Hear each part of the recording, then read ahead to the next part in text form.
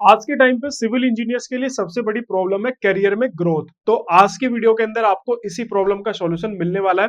Hello everyone, मेरा नाम है अमित। आप सभी का स्वागत है सॉलिट्यूड एजुकेशन के यूट्यूब चैनल पे।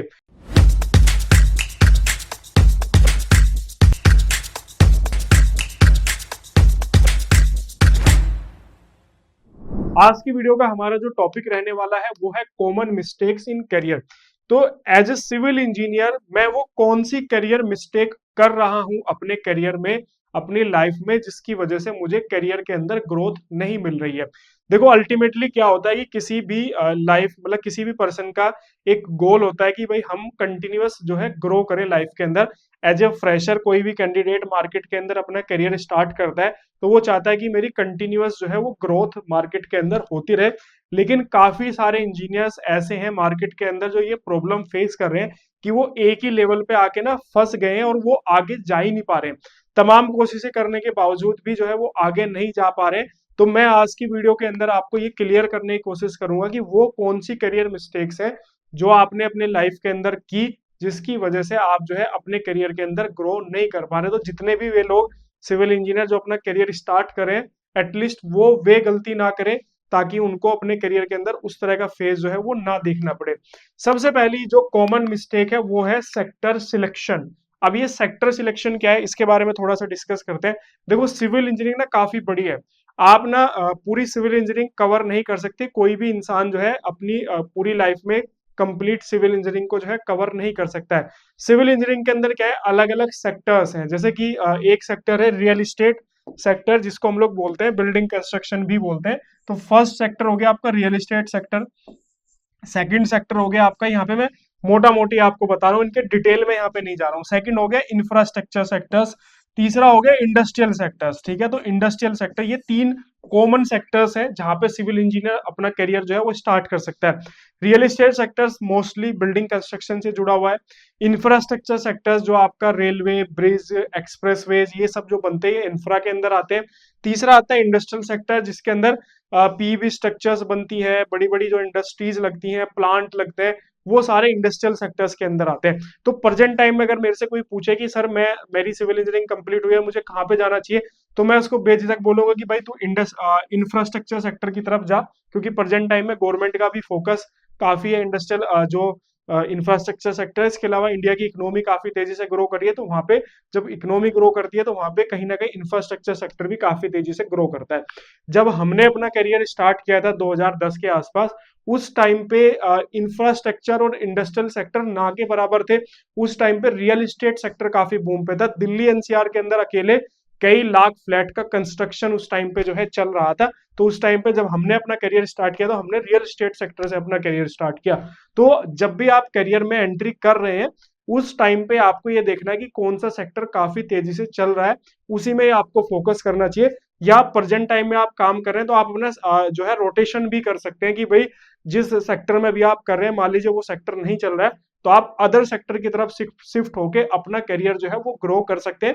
जैसे अभी मेरे एक स्टूडेंट ने किया है, वो बिल्डिंग कंस्ट्रक्शन के अंदर वर्क कर रहा था, उसने रिसेंटली अपना करियर स्विच किया है ब्रिज कंस्ट्रक्शन के अंदर, और उसका सैलरी भी इंक्रीज हुई है और काफी मतलब कंपनी का जो लेवल है वो भी उसका इंक्रीज हुआ है। तो आप इस तरीके से सेक्टर को रोटेशन भी दे सकते हैं अगर आप करियर में कहीं ना कहीं फंस गए हैं। इसके बाद नेक्स्ट आता है रॉन्ग स्किल।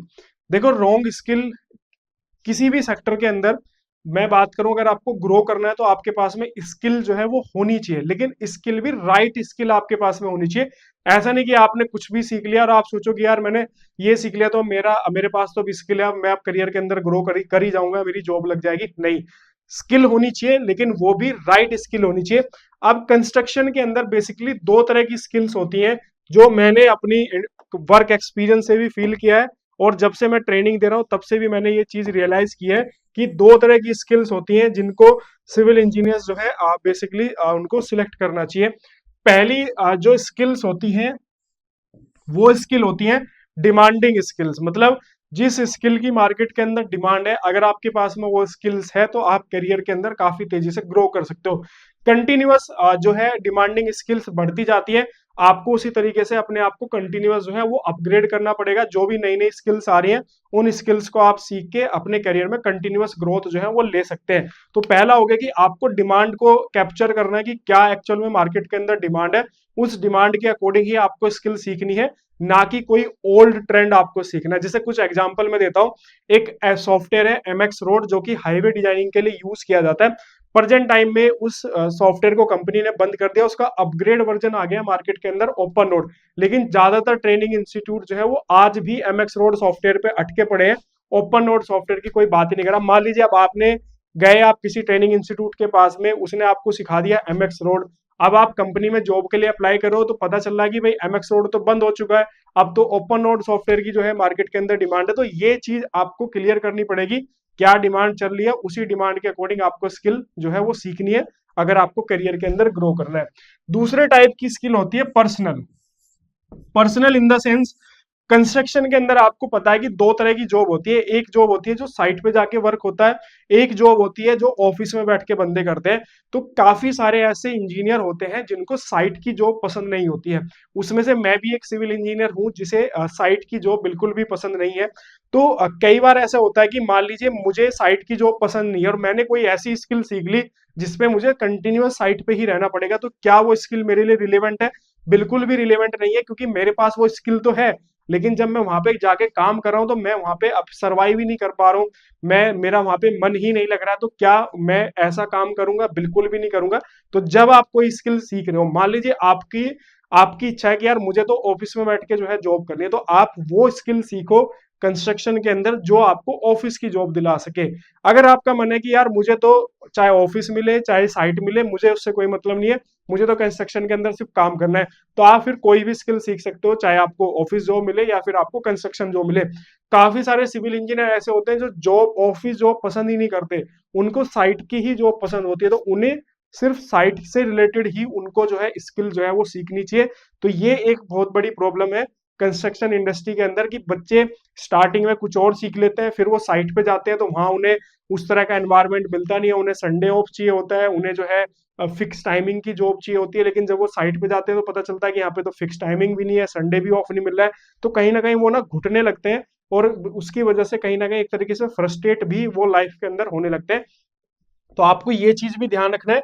सबसे पहले तो आपको क्या करना है, राइट स्किल आपको सीखनी है जो कि मार्केट के अंदर ट्रेंड में है। दूसरी चीज, आपको अपनी पर्सनल कैपेबिलिटी देखनी है कि एक्चुअल में मैं कौन सी स्किल सीख के मेरी मतलब मेरी पसंदीदा स्किल जो है वो कौन सी है। तो ये दो चीजें होगी। बाकी तीन स्किल्स और आगे हम लोग जो है वो डिस्कस करेंगे, तीन कॉमन मिस्टेक्स और। इसके अलावा अभी इंजीनियर्स डे है, इंजीनियर्स डे के मौके पर आप सभी इंजीनियर्स के लिए जो है लाइफ टाइम मेंबरशिप का ऑफर आया है सॉलिट्यूड एजुकेशन के प्लेटफॉर्म पे, जिसमें आपको लाइफ टाइम मेंबरशिप मिल रही है मात्र 10,000 रुपए के अंदर। अब इस मेंबरशिप के कुछ फायदे हैं वो मैं आपको यहाँ पे बता देता हूँ। सबसे पहला बेनिफिट तो ये है कि इस कोर्स के अंदर 7,000 प्लस वीडियोस आपको मिलेगी, जो कि किसी भी अदर ट्रेनिंग प्लेटफॉर्म पे आपको नहीं मिलने वाली है। इसके अलावा प्रेजेंट प्लस अपकमिंग कोर्सेज, मतलब सिविल इंजीनियरिंग के जितने भी कोर्स सॉलिट्यूड एजुकेशन के प्लेटफॉर्म पे अवेलेबल है उनका एक्सेस भी आपको मिलेगा, और फ्यूचर में जितने भी आएंगे वो भी ऑटोमेटिकली जो है इस पर्टिकुलर मेंबरशिप के अंदर एड ऑन होते रहेंगे। और ये एक ऐसा इकलौता कोर्स है जो कि कंप्लीट कवर करता है ऑल सिविल इंजीनियरिंग को।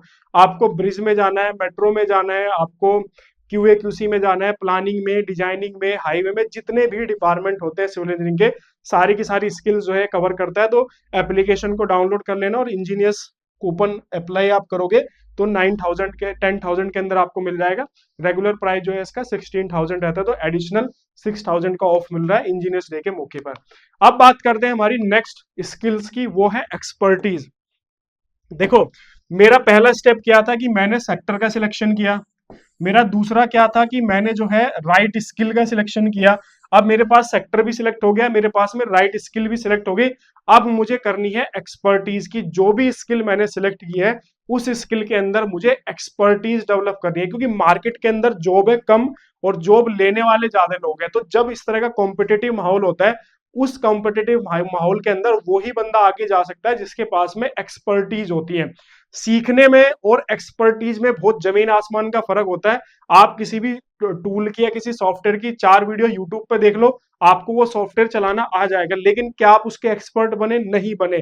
तो आपको ये ध्यान रखना है कि जो भी स्किल आप सिलेक्ट कर रहे हो, उस स्किल के अंदर आपको एक्सपर्टीज डेवलप करनी पड़ेगी।